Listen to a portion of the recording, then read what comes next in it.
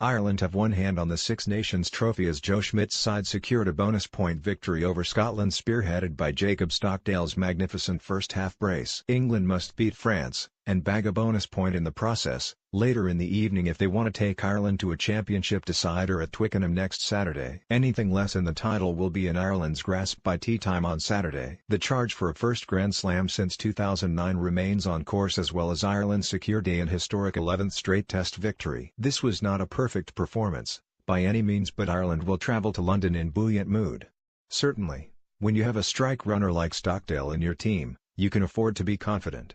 Ireland: Carney, Larmour 74, Earls, Ringrose, Aki, Stockdale, Sexton, Carberry 72, Murray, Marmion 70, Healy, McGrath 50, Best, C, Cronin 65, Furlong, Porter 61, Ryan, Toner, Henderson 54, O'Mahony, Murphy 54, Levy, Stander tries, Stockdale, 2, Murray, Cronin Cons, Sexton, 4, Scotland, Hogg, Kinghorn, L. Jones 29-36 Haya, Jones, Horn, Grigg 72, Maitland, Russell, Laidlaw, Price 67, Reed, Body 54, McInally, Bergen, Nell 54, Gilchrist, Gray, Swinson 71, Barkley, C, Watson, Wilson, Denton, 17, replacement not used, Brown try, Kinghorn Pence, Laidlaw referee, Wayne Barnes. Ireland were fired up for this one. Rob Kearney wore a look of sheer intensity during the anthems while Tadhg Furlong, back from a hamstring injury, beat his chest on the pitch and let out a war cry to his fellow forwards just before kickoff. Ireland have become a fiendishly difficult team to play against in recent years. They squeeze you in every area of the pitch, at the set piece, in the air and at the breakdown. When Johnny Sexton hoisted an early aerial bomb, Finn Russell failed to field it, handing Ireland an early attacking scrum. With Furlong back at tight head, the scrum looked rock solid. Andrew Porter, the rookie Leinster tight head, did well in recent weeks, but having a test line back at the coalface was a huge fillip for the home side. Scotland found themselves on the ropes for a bruising opening 10 minutes.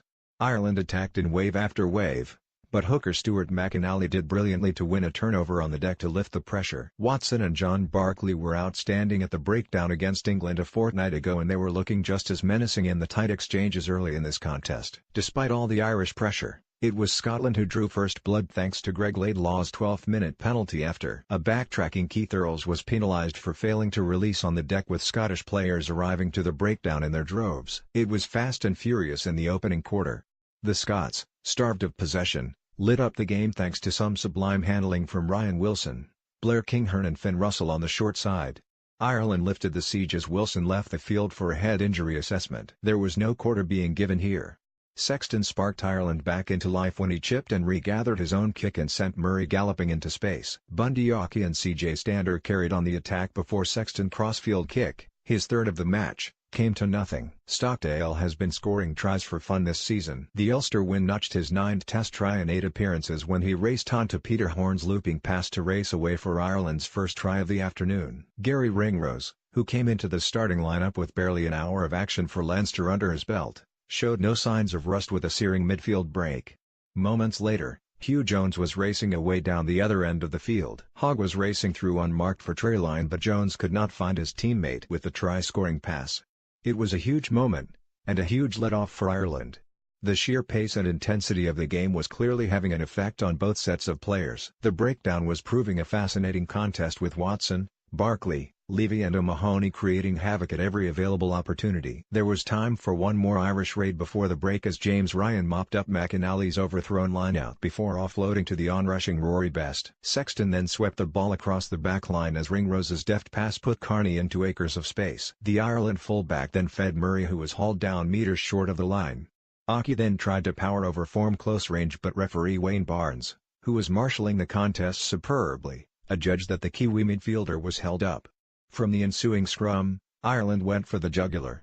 Ringrose and Ryan trucked it up and set the platform. Ringrose then executed a perfect switch with Aki and sent Stockdale dancing over as for his second try of the match. Sexton's touchline conversion made it 14-3 as Ireland finished the half like a runaway train. Ireland had the sun on their backs early in the second half as they went for the jugular. Sexton turned down a shot at goal and fired the ball into the corner. It was a big statement of intent. The outstanding Ryan rose high to claim the line-out, and the Irish pack once again set up their driving maul. Murray doesn't need half an invitation to snipe for the line, and the Ireland scrum half duly powered his way over for his side's third try of the day. Sexton's conversion pushed Ireland out to a 21-3 lead to leave the visitors reeling. That all-important fourth try was looming large. Ireland had one hand on the trophy, and the crowd could sense it. But it was Scotland who struck next. Kinghorn, on his championship debut, looked threatening in the wide channels all afternoon, and the Edinburgh wing was rewarded with a fine try in the 51st minute thanks to quick hands from Russell and Sean Maitland down the blind side. Laidlaw could not add the extras from the touchline.